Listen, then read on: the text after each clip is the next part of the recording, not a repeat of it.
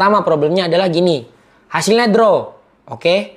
Pas gue udah tahu draw, satu-satunya hal yang gue bisa inget bantu adalah hitung lagi ulang, bener gak?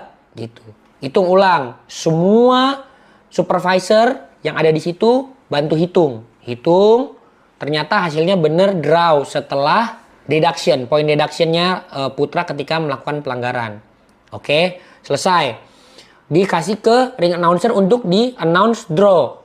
Oke, ketika disuruh di announce draw, malah Bang Arif ini sebenarnya, tapi ini karena ini semua terjadi di setengah 2 pagi, terus semuanya rushing, ya pokoknya full pressure lah. Disebutnya langsung judgment round.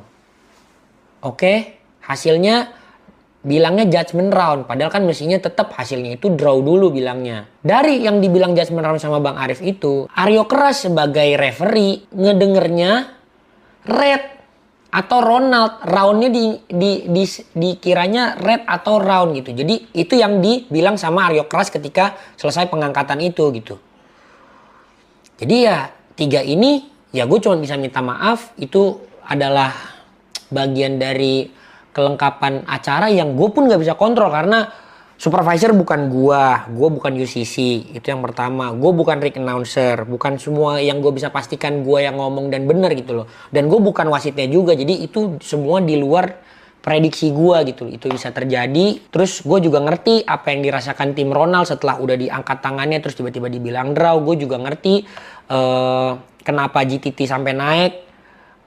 Karena mereka dengernya judgment round tapi yang diangkat Ronald. Jadi gue di sini sebagai orang tengah dan promotor yang tidak ada sangkut pautnya dengan keputusan hasil wasit, dan gue cuma bisa menghargai, dan aturannya cuma gini promotor, menghargai hasil keputusan wasit dan menganggap itu final. Itu doang. Jadi ketika gue udah tahu itu draw dan harus judgment round, kan ada satu problem lagi yang memang dalam gue mengawasi UCC pun di rulesnya juga kan memang gak ada draw. Tapi masih ada faktor di mana ada keputusan dokter bahwa itu boleh apa enggak dilanjutin. Karena kan mereka udah tanda tangan kontrak 5. Jadi dari 3 proses ini aja gue tuh belum ada ambil andil sama sekali gitu loh. Nah, ketika udah tahu draw ya kan, mereka dikasih waktu persiapan untuk judgment round.